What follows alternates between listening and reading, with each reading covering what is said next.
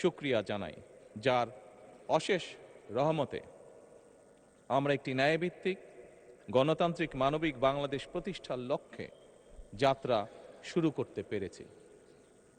1971 সালের স্বাধীনতা যুদ্ধের থেকে শুরু করে 2024 সালের দেশ এবং জনগণের স্বাধীনতা রক্ষার যুদ্ধ সহ এই পর্যন্ত দেশে গণতন্ত্র এবং মানুষের অধিকার প্রতিষ্ঠার সংগ্রামে যারা শহীদ হয়েছেন, ত্রয়োদশ জাতীয় সংসদ শুরুর এই যাত্রা লগ্নে আমি তাদেরকে কৃতজ্ঞতার সঙ্গে স্মরণ করছি।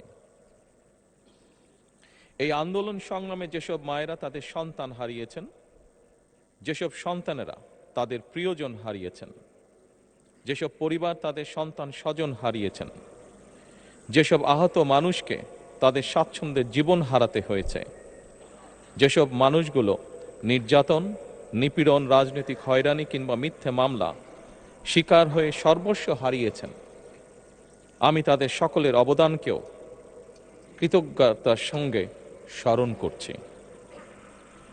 দেশের ছাত্র জনতা, কৃষক, শ্রমিক, শিক্ষক, কবি, সাহিত্যিক, সাংবাদিক, চিকিৎসক, প্রকৌশলী, আইনজীবী, কামার কুমার, জেলে তাঁতি, গাড়ি চালক, ব্যবসায়ী এবং সরকারি বেসরকারি চাকরিজীবী, গৃহিণী, সারা দেশে গণতান্ত্রিক রাজনৈতিক দলের নেতা কর্মী সমর্থক তথা সর্বস্তরের সকল শ্রেণী পেশার মানুষ যাদেরকে গুম, খুন, হত্যা, নির্যাতন, নিপীড়ন, মিথ্যা হামলা মামলা কিংবা জীবন্ত মানুষের কবরস্থান তুল্য বর্বর বন্দিশালা, আয়নাঘর, কোনো কিছু দিয়েই যাদের গণতান্ত্রিক আকাঙ্ক্ষাকে রুখে দেওয়া যায়নি,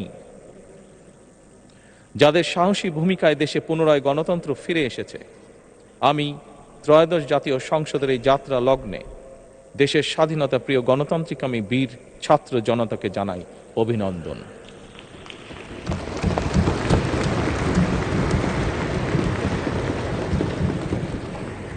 সম্মানিত সংসদ সদস্যবৃন্দ, দেশনেত্রী মরহুমা বেগম খালেদা জিয়া জনগণের অধিকার প্রতিষ্ঠায় দেশে সংসদীয় গণতন্ত্র প্রতিষ্ঠা করেছিলেন, সংসদীয় গণতন্ত্রকে প্রাতিষ্ঠানিক রূপ দিয়েছিলেন। সেই গণতন্ত্রকে প্রহসনের রূপ দিয়ে জাতীয় সংসদকে হাস্যরসের খোরাকে পরিণত করা হয়েছিল। দেশে তাবিদারি শাসন শোষণ কায়েম করা হয়েছিল। দেশে সংসদীয় গণতন্ত্র এবং জনগণের অধিকার পুনঃপ্রতিষ্ঠা করার জন্য দেশনেত্রী বেগম খালেদা জিয়া জীবনের শেষ দিন পর্যন্ত লড়াই করেছেন। জীবনে কখনোই স্বৈরাচার কিংবা ফ্যাসিবাদের সঙ্গে আপোষ করেননি। দেশে আজ থেকে আবারও সেই কাঙ্ক্ষিত সংসদীয় গণতন্ত্রের যাত্রা শুরু হলো, আলহামদুলিল্লাহ।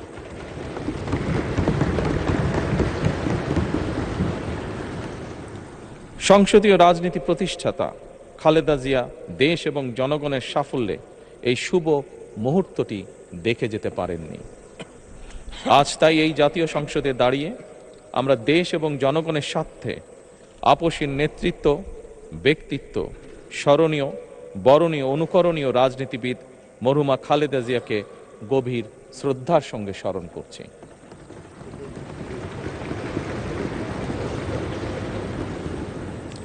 সম্মানিত সংসদ সদস্যবৃন্দ, দেশে বহুদলীয় গণতন্ত্রের প্রবক্তা এবং প্রবর্তক, স্বাধীনতার ঘোষক শহীদ প্রেসিডেন্ট জিয়াউর রহমানের একটি উক্তির কথা আপনাদের সামনে আমি স্মরণ করতে চাই। তিনি বলেছিলেন, জনগণই যদি রাজনৈতিক দল হয় তাহলে আমি সেই দলেরই আছি। অর্থাৎ ব্যক্তি কিংবা দলের স্বার্থ নয়, জনগণের স্বার্থই সবচাইতে বড়। এটাই বিএনপির রাজনীতি।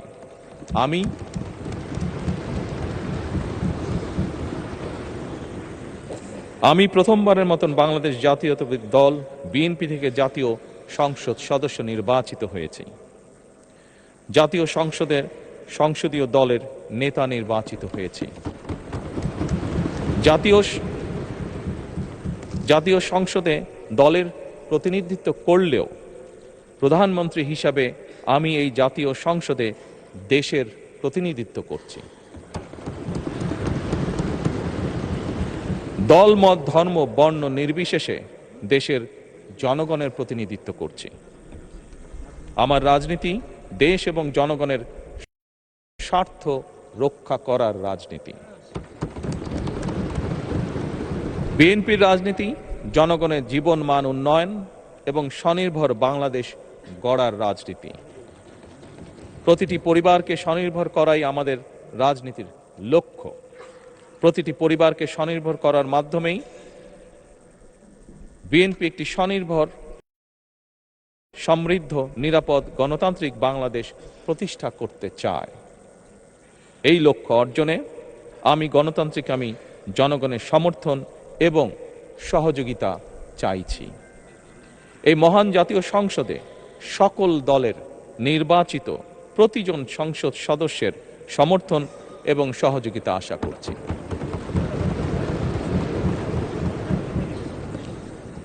সম্মানিত সংসদ সদস্যবৃন্দ, আমি বিশ্বাস করি বাবা আমার আর বেস্ট ফ্রেন্ড তোমার। সব কথা কেন বাবাকে শেয়ার করতে হবে? মাঝে মাঝে আমার ইমেজটাও তো সেভ করতে পারো। তোমার থেকে এই ওয়ালটেনই ভালো, 75% পর্যন্ত বিদ্যুৎ সেভ করে।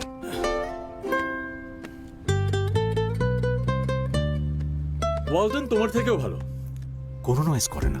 ওয়ালটন সাইড বাই সাইড ফ্রিজে আছে নেক্সট লেভেলের এমএসও প্লাস ইনভার্টার কম্প্রেসর, যা আবহাওয়া বুঝে নিঃশব্দে কুলিং স্পিড নির্ধারণ করে 75% পর্যন্ত বিদ্যুৎ সাশ্রয় করে। মত কিংবা কর্মসূচি ভিন্ন হতে পারে, কিন্তু তাবেদার মুক্ত, ফ্যাসিবাদ মুক্ত একটি স্বাধীন, সার্বভৌম, নিরাপদ, স্বনির্ভর বাংলাদেশ প্রতিষ্ঠায় আমাদের মধ্যে কোনো বিরোধ থাকতে পারে না, বিরোধ নেই। জাতীয় সংসদকে জাতীয় কর্মকাণ্ডের কেন্দ্রবিন্দু না করে বিতাড়িত ফ্যাসিস্ট সরকার জাতীয় সংসদকে অকার্যকর করে ফেলেছিল। আমরা এই মহান জাতীয় সংসদকে সকল যুক্তি, তর্ক আর জাতীয় সমস্যা সমাধানের কেন্দ্রবিন্দুতে পরিণত করতে চাই। সম্মানিত সদস্যবৃন্দ, নতুন সংসদ যাত্রা শুরু করার সময় সংসদের সাবেক স্পিকার কিংবা ডেপুটি স্পিকার উপস্থিত থাকার কথা ছিল, কিন্তু পতিত, পরাজিত, বিতাড়িত ফ্যাসিস্ট সরকারের জনবিরোধী এবং গণবিরোধী কর্মকাণ্ডের ফলে যে জনরোষ তৈরি হয়েছে বা জনরোষ তৈরি হয়েছিল, তাতে এই মহান সংসদের সাবেক স্পিকার বা ডেপুটি স্পিকারকে খুঁজে পাওয়া যায়নি। তাদের কেউ কারাগারে, কেউ নিখোঁজ, কিংবা কেউ পলাতক। দীর্ঘ ১.৫ দশকের ফ্যাসিবাদী এবং তাবেদারি শাসন শোষণের পর জনগণের ভোটে নির্বাচিত প্রতিনিধিদের নিয়ে আজ আমাদের এক বিশেষ পরিস্থিতিতে জাতীয় সংসদের কার্যক্রম শুরু হতে যাচ্ছে।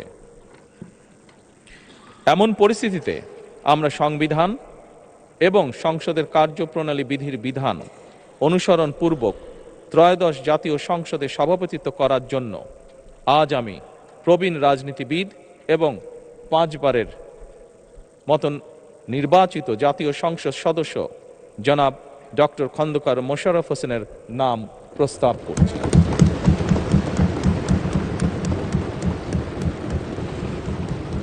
সম্মানিত সংসদ সদস্যবৃন্দ, আমাদের সংসদীয় রীতিনীতির ইতিহাসে এই ধরনের পরিপ্রেক্ষিত নজিরবিহীন নয়। 1973 সালে তৎকালীন প্রধানমন্ত্রী মরহুম শেখ মুজিবুর রহমান ওই সংসদের সদস্য মাওলানা আব্দুর রশিদ তর্কবাধীশের নাম প্রস্তাব করেছিলেন এবং তার সভাপতিত্বে বাংলাদেশের প্রথম সংসদের প্রথম অধিবেশন শুরু হয়েছিল। আমি জাতীয় সংসদের সকল সম্মানিত সদস্যকে স্বাগত এবং ধন্যবাদ জানাই। আল্লাহ হাফেজ। বাংলাদেশ জিন্দাবাদ।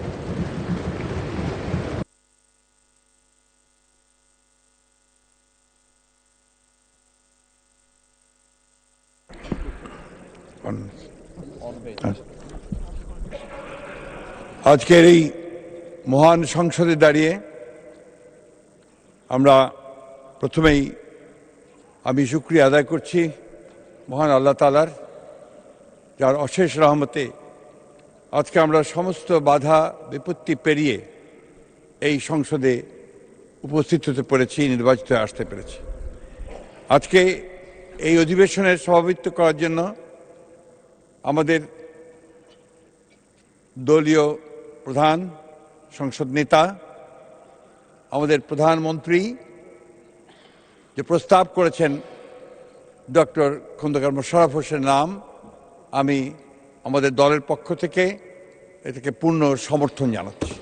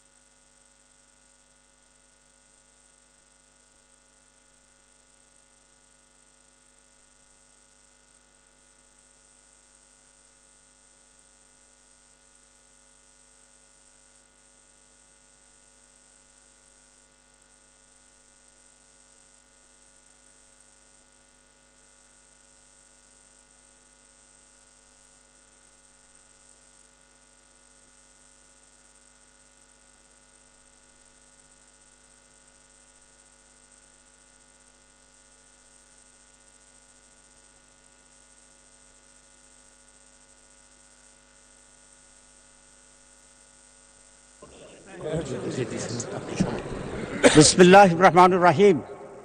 নাহমাদুহু ওয়া নুসাল্লি আলা রাসূলিল কারীম। মাননীয় প্রধানমন্ত্রী, বিরোধী দলীয় নেতা এবং অন্যান্য মাননীয় সংসদ সদস্যবৃন্দ, আসসালামু আলাইকুম রহমতুল্লাহ। আমি মাননীয় প্রধানমন্ত্রীকে ধন্যবাদ জানাতে চাই। সাংবিধানিকভাবে কার্যপ্রণালী বিধি অনুসারে আজকের এই মহান সংসদের সভাপতি করার জন্য যার নাম প্রস্তাব করেছেন, উনি অত্যন্ত একজন সজ্জন, উনি অত্যন্ত প্রাচীন রাজনীতিবিদ। উনি যে দলই করুন না কেন, আমি মনে করি দেশের সকল মানুষের ওনার প্রতি আস্থা এবং শ্রদ্ধা আছে। মাননীয় প্রধানমন্ত্রীর এই প্রস্তাবকে আমরা বিরোধী দলের পক্ষ থেকে পূর্ণ সমর্থন জানাচ্ছি। তবে এটা আরও খুব ভালো হতো যদি মাননীয় প্রধানমন্ত্রী বা তার প্রতিনিধি এই বিষয়ে বিরোধী দলের সাথে একটু আলোচনা করতেন। আমরা অবশ্যই তখনও এটাকে গ্রহণ করতাম অত্যন্ত আনন্দের চিত্তে।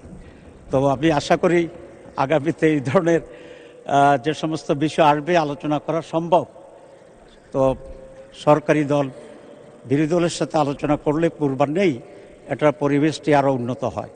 আমি সেই আশাবাদ ব্যক্ত করে এবং এই সিদ্ধান্তের প্রতি আমি আবারও প্রশংসা করে, এবং মাননীয় সভাপতি, ওনার বাড়ি কুমিল্লা, আমার বাড়িও বোধহয় তার কাছাকাছি, সেই জন্য I have an special affiliation ওনার সাথে আছে। সব মিলিয়ে অত্যন্ত আনন্দ চিত্তে সমর্থন পুনঃব্যক্ত করে ধন্যবাদ জানিয়ে শেষ করছি। আল্লাহ হাফেজ।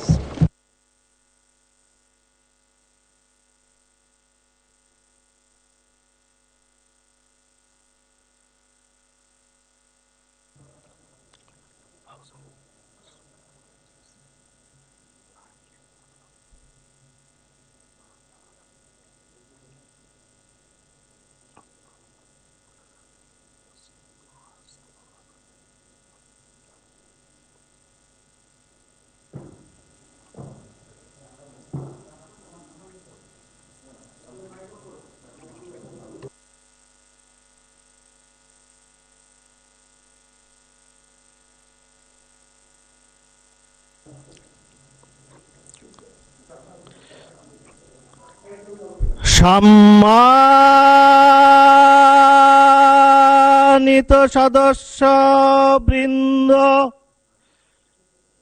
মাননীয় সভাপতি,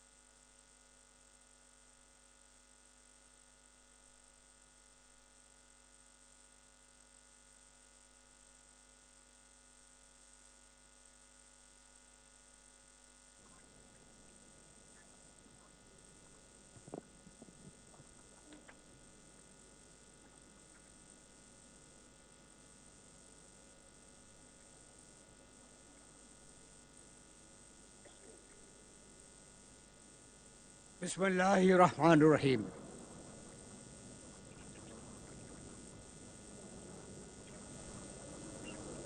এই ত্রয়োদশ জাতীয় সংসদ প্রথম অধিবেশনে মাননীয় প্রধানমন্ত্রী এবং এই সংসদের প্রধান, সম্মানিত সংসদ সদস্যবৃন্দ, আসসালামু আলাইকুম ওয়া রাহমাতুল্লাহ।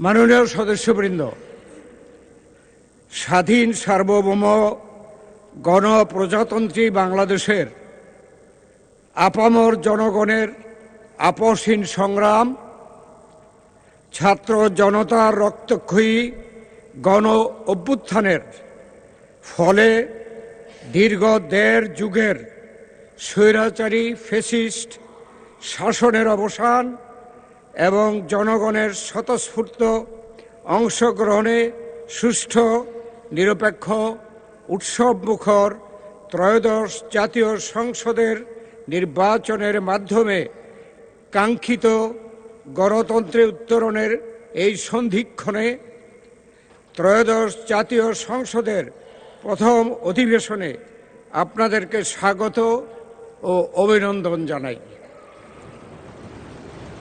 জনগণের ম্যান্ডেট নিয়ে জনগণের পক্ষে কাজ করার জন্য আপনারা মহান জাতীয় সংসদে এসেছেন।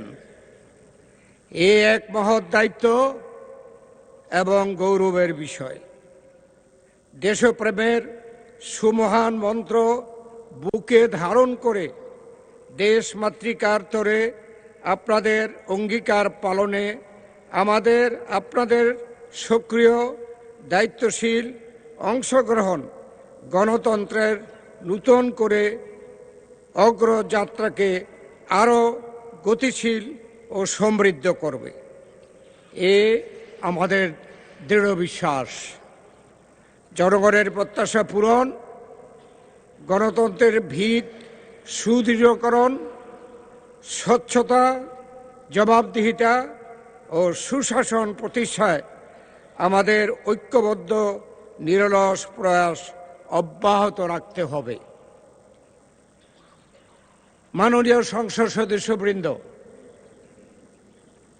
সংবিধান ও সংসদের কার্যপ্রণালী বিধি অনুযায়ী সংসদের স্পিকার ও ডেপুটি স্পিকার নির্বাচিত না হওয়া পর্যন্ত একজন জ্যেষ্ঠ সদস্য হিসাবে এই অধিবেশনের কার্যক্রম পরিচালনার দায়িত্ব আমাকে অর্পণ করা হয়েছে। এই দায়িত্ব পালনের সুযোগ পেয়ে নিজে সম্মানিত বোধ করছি এবং এই দায়িত্ব পালনে আপনাদের সর্বাত্মক সহযোগিতা কামনা করছি। আজকের এই ঐতিহাসিক ক্ষণে সর্বসম্মতিক্রমে আমাকে ত্রয়োদশ জাতীয় সংসদের প্রথম বৈঠকে সভাপতিত্ব করার সুযোগ প্রদান করায় পরম করুণাময় মহান আল্লাহ তাআলার দরবারে শুকরিয়া আদায় করছি। একই সঙ্গে আপনাদের প্রত্যেকের প্রতি আমার আন্তরিক কৃতজ্ঞতা প্রকাশ করছি। আমাকে মহান দায়িত্ব পালনের উপযুক্ত বিবেচনায় করার জন্য সংসদ, মাননীয় নেতা, মাননীয় প্রধানমন্ত্রী ও সকল মাননীয় সংসদ সদস্যদের প্রতি গভীর কৃতজ্ঞতা ও ধন্যবাদ জ্ঞাপন করছি। মাননীয় সংসদ সদস্যবৃন্দ, গণতন্ত্রের এই গৌরবময় শুভ ক্ষণে দাঁড়িয়ে গভীর শ্রদ্ধার সঙ্গে স্মরণ করছি মহান মুক্তিযুদ্ধের বীর শহীদ, বীরাঙ্গনা নারী, বীর মুক্তিযোদ্ধাদের, যাদের আত্মত্যাগের বিনিময়ে আমরা পেয়েছি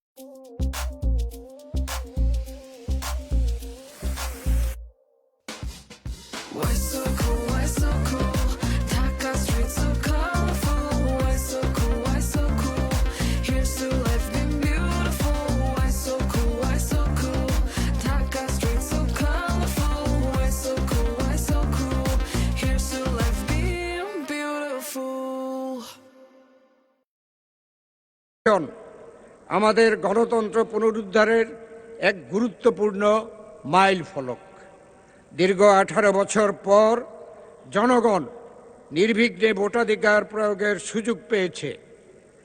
চ্যালেঞ্জিং এ সময়ে চতুর্থবারের মতো সরকার গঠন করায় বাংলাদেশ জাতীয়তাবাদী দলকে আন্তরিক অভিনন্দন জানাই। সংসদ নেতা ও প্রধানমন্ত্রী হিসাবে দায়িত্ব গ্রহণ করায় বিএনপির চেয়ারম্যান মাননীয় প্রধানমন্ত্রী জনাব তারেক রহমানকে জানাই উষ্ম অভিনন্দন ও শুভেচ্ছা। প্রথমবারের মতো জাতীয় সংসদে বিরোধী দলের দায়িত্ব গ্রহণ করায়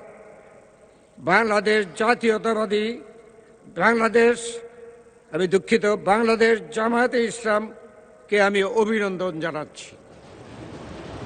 মাননীয় সদস্যবৃন্দ, গভীর শ্রদ্ধা ও কৃতজ্ঞতার সঙ্গে স্মরণ করছি মহান স্বাধীনতার ঘোষক, বহুদলীয় গণতন্ত্রের প্রবক্তা ও চর্চাকারী, আধুনিক বাংলাদেশের রূপকার এবং বাংলাদেশ জাতীয়তাবাদী দলের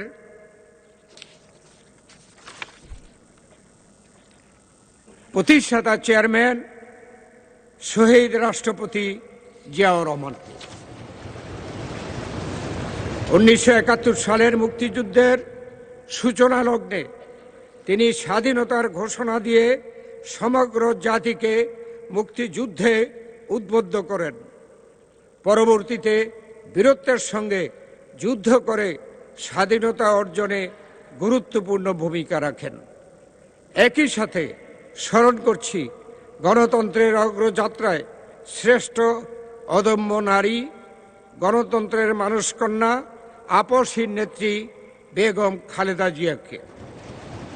বাংলাদেশের প্রথম নারী প্রধানমন্ত্রী হিসেবে আপসহীন সংগ্রাম ও দৃঢ় নেতৃত্বের মাধ্যমে তিনি বাংলাদেশে সংসদীয় শাসন ব্যবস্থা পুনঃপ্রতিষ্ঠা করেন। রাজনৈতিক প্রতিকূলতা, কারাবরণ এবং দমন পীড়নের মুখেও গণতন্ত্রের প্রশ্নে তিনি কখনই আপোস করেননি। 1990 সালের স্বৈরাচার বিরোধী আন্দোলন থেকে শুরু করে 2024 সালের জুলাই আন্দোলন, গণতন্ত্র রক্ষার সংগ্রাম আমাদের ইতিহাসকে নূতন নূতন অধ্যায়ে সমৃদ্ধ করেছে। মুক্তিযুদ্ধ ও জুলাইয়ের চেতনায় উদ্বুদ্ধ হয়ে কর্মকাজ, গর্বদেশ এবং সবার আগে বাংলাদেশ, এই মূলনীতিকে সামনে রেখে আমরা ঐক্যবদ্ধভাবে এগিয়ে যাব ইনশাআল্লাহ। মাননীয় সদস্যবৃন্দ, সংসদ সদস্যবৃন্দ, ফ্যাসিস্ট আমলে সংগঠিত মানবতা বিরোধী অপরাধ, বিচার বহির্ভূত হত্যাকাণ্ডের নিরপেক্ষ বিচার, বিচার বিভাগের কার্যকর স্বাধীনতা নিশ্চিতকরণ এবং মুক্তিযুদ্ধের নিরপেক্ষ ইতিহাস সংরক্ষণের মাধ্যমে একটি মানবিক, অন্তর্ভুক্তিমূলক ও জবাবদিহিমূলক রাষ্ট্র গড়ে তোলাই আমাদের লক্ষ্য হওয়া উচিত। আমি দৃঢ়ভাবে বিশ্বাস করি ত্রয়োদশ জাতীয় সংসদ রাষ্ট্র বিনির্মাণে সক্রিয় ও ইতিবাচক ভূমিকা পালন করবে। 2026 সালে ত্রয়োদশ জাতীয় সংসদের যাত্রা, শুভযাত্রা আজ থেকে শুরু হলো। অতীত থেকে শিক্ষা নিয়ে পারস্পরিক শ্রদ্ধা, সহযোগিতার ভিত্তিতে আমরা উন্নয়ন ও অগ্রগতির পথে বাংলাদেশকে এগিয়ে নিয়ে যাব। এই প্রত্যাশা ব্যক্ত করে দিনের কার্যসূচি অনুযায়ী স্পিকার ও ডেপুটি স্পিকার নির্বাচনের জন্য অগ্রসর হচ্ছি।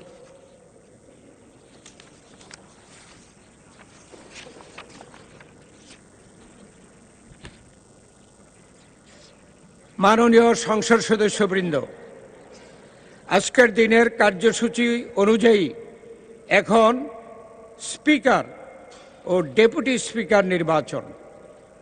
আমি প্রথমেই স্পিকার পদে নির্বাচনের বিষয়টি নিয়ে অগ্রসর হব। জাতীয় সংসদের স্পিকার পদে নির্বাচনের জন্য আমি একটি মাত্র মনোনয়নপত্র পেয়েছি। এই মনোনয়নপত্রে স্পিকার নির্বাচনের জন্য মাননীয় সংসদ সদস্য জনাব হাফিজউদ্দিন আহমদ বীর বিক্রম 117 ভোলা 13 এর নাম প্রস্তাব করা হয়েছে। প্রস্তাবটি করেছেন সংসদীয় সদস্য মোহাম্মদ নুরুল ইসলাম। এই যে ইফতার টাইমে হোস্টেলে সবকিছু যেন গোলমেলে বানাচ্ছে শরবতে মোহাব্বত, দেখেন কেমনি করে কসরত রাত হালকাটা পানি ঢালা গোলমালের সিলসিলা, তবে আমার চাই রেডি আরাম পাল্লাচ্ছি, সবাই যা করার করুক আমি দিচ্ছি চুমুক চুমুক চুমুক।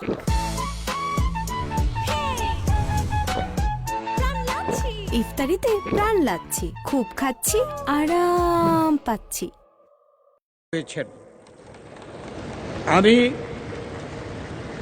আমি প্রস্তাবটি উত্থাপনের জন্য মাননীয় সংসদ সদস্য জনাব নুরুল ইসলাম 110 বরগুনা 2-কে আহ্বান জানাচ্ছি।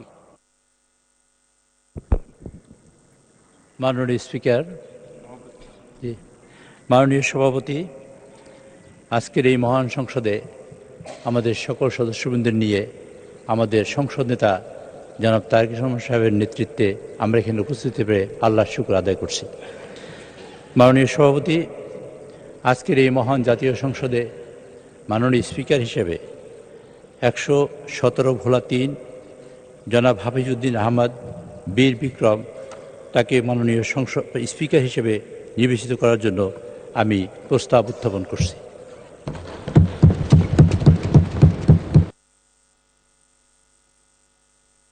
সংসদ সদস্য, আমি এখন প্রস্তাবটি সমর্থনের জন্য মাননীয় সংসদ সদস্য জনাব রকিবুল ইসলাম 101 খুলনা 3-কে আহ্বান জানাচ্ছি।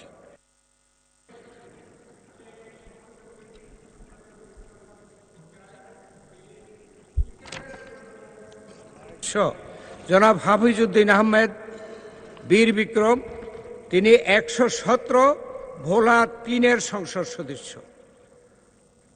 আমি এখন প্রস্তাবটি সমর্থনের জন্য মাননীয় সদস্য জনাব রকিবুল ইসলাম 101 খুলনা 3-কে আহ্বান জানাচ্ছি। ধন্যবাদ মাননীয় সভাপতি। বিসমিল্লাহির রহমানির রহিম। আমি রকিবুল ইসলাম 101 খুলনা 3, সংসদ সদস্য মোহাম্মদ নুরুল ইসলাম 110 বরগুনা 2, চিফ হুইপ জাতীয় সংসদের উপযুক্ত প্রস্তাবটি সমর্থন করিতেছি। ধন্যবাদ মাননীয় সভাপতি।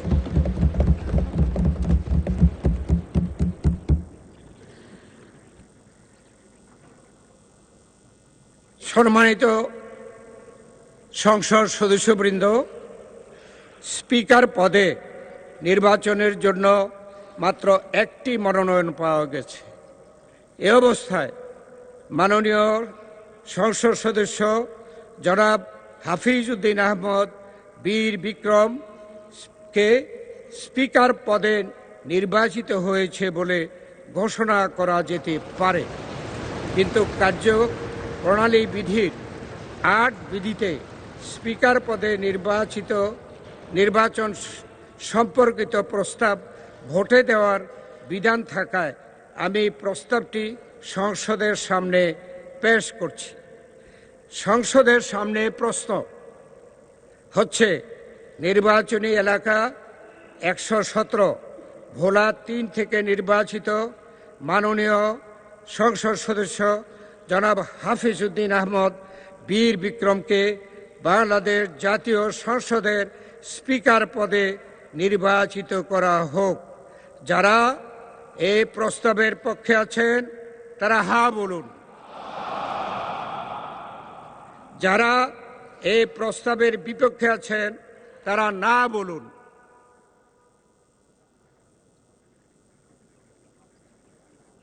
আমার মনে হয় হা জয়যুক্ত হয়েছে, হায় জয়যুক্ত হয়েছে, হায় জয়যুক্ত হয়েছে। অতএব মাননীয় সংসদ সদস্য জনাব হাফিজ উদ্দিন আহমদ বীর বিক্রম সর্বসম্মতিক্রমে ও বিনা প্রতিদ্বন্দ্বিতায় বাংলাদেশ জাতীয় সংসদের স্পিকার নির্বাচিত হলেন।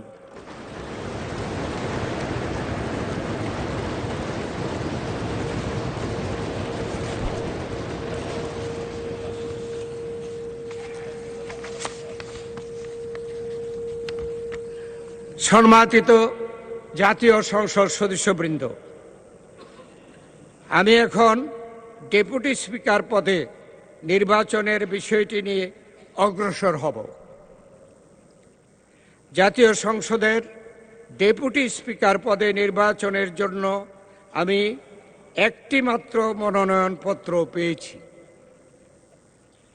এই মনোনয়নপত্রে ডেপুটি স্পিকার নির্বাচনের জন্য মাননীয় সংসদ সদস্য ব্যারিস্টার কায়সার কামাল 157 নেত্রকোনা 1-এর নাম প্রস্তাব করা হয়েছে।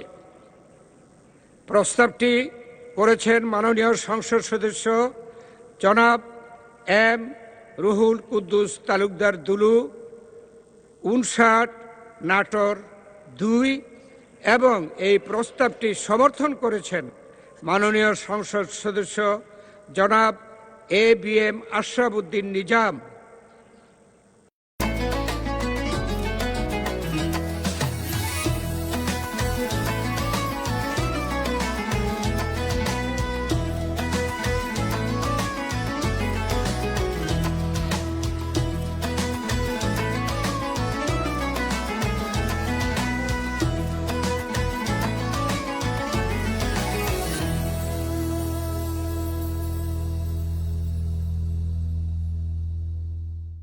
কুদ্দুস তালুকদার দুলু, 59 নাটোর 2-কে আহ্বান জানাচ্ছি।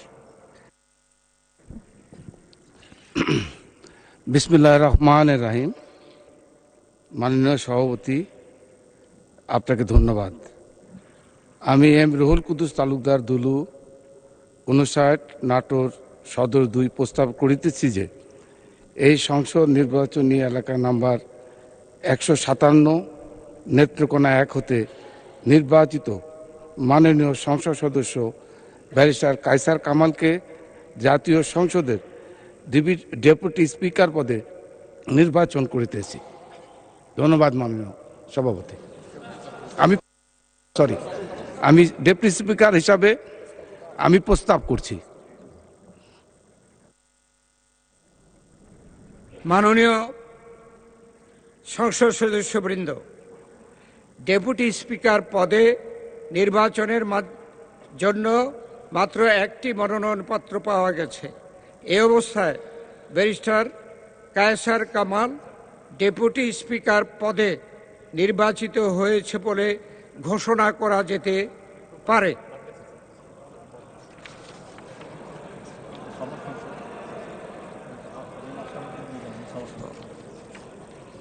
আমি দুঃখিত, এখানে একটু আমাদের ভুল হয়ে গেছে, আমি সংশোধন করছি। মাননীয় সংসদ সদস্যবৃন্দ, আমি এখন এই প্রস্তাবটি করা হয়েছে এবং এই প্রস্তাবটি সমর্থনের জন্য মাননীয় সংসদ সদস্য জনাব ABM আশরাফ উদ্দিন নিজাম 277 লক্ষ্মীপুর 4-কে আহ্বান জানাচ্ছি। আউযুবিল্লাহি মিনাশ শাইতানির রাজিম। বিসমিল্লাহির রহমানির রহিম। মাননীয় সভাপতি, আমি ABM আশরাফ উদ্দিন নিজাম 277 লক্ষ্মীপুর 4, মাননীয় সংসদ সদস্য জনাব এম রুহুল কুদ্দুস তালুকদার দুলু 89, 59, নাটোর 2-এর উপযুক্ত প্রস্তাবটি সমর্থন করিলাম। মাননীয় সভাপতি, আপনাকে ধন্যবাদ।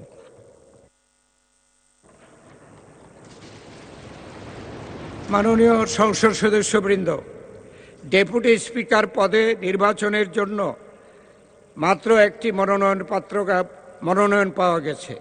এই অবস্থায় barrister Kaiser Kamal deputy speaker পদে নির্বাচিত হয়েছে বলে ঘোষণা করা যেতে পারে, কিন্তু কার্যপ্রণালী বিধির 8 ও 9 বিধিতে ডেপুটি স্পিকার পদে নির্বাচন সম্পর্কিত প্রস্তাব ভোটে দেওয়ার বিধান থাকায় আমি প্রস্তাবটি সংসদের সামনে পেশ করছি। সংসদের সামনে প্রশ্ন হচ্ছে, নির্বাচনী এলাকা 157 নেত্রকোনা 1 থেকে নির্বাচিত মাননীয় সংসদ সদস্য ব্যারিস্টার কায়সার কামালকে বাংলাদেশ জাতীয় সংসদের ডেপুটি স্পিকার পদে নির্বাচিত করা হোক। যারা এই প্রস্তাবের পক্ষে আছেন তারা হ্যাঁ বলুন।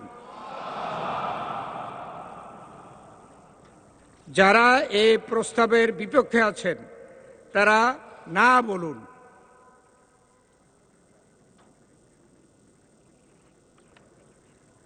আমার মনে হয় হ্যাঁ জয়যুক্ত হয়েছে, হ্যাঁ জয়যুক্ত হয়েছে, হ্যাঁ জয়যুক্ত হয়েছে। অতএব মাননীয় সদস্য ব্যারিস্টার কায়সার কামাল সর্বসম্মতিক্রমে ও বিনা প্রতিদ্বন্দ্বিতায় বাংলাদেশ জাতীয় সংসদের ডেপুটি স্পিকার নির্বাচিত হলেন।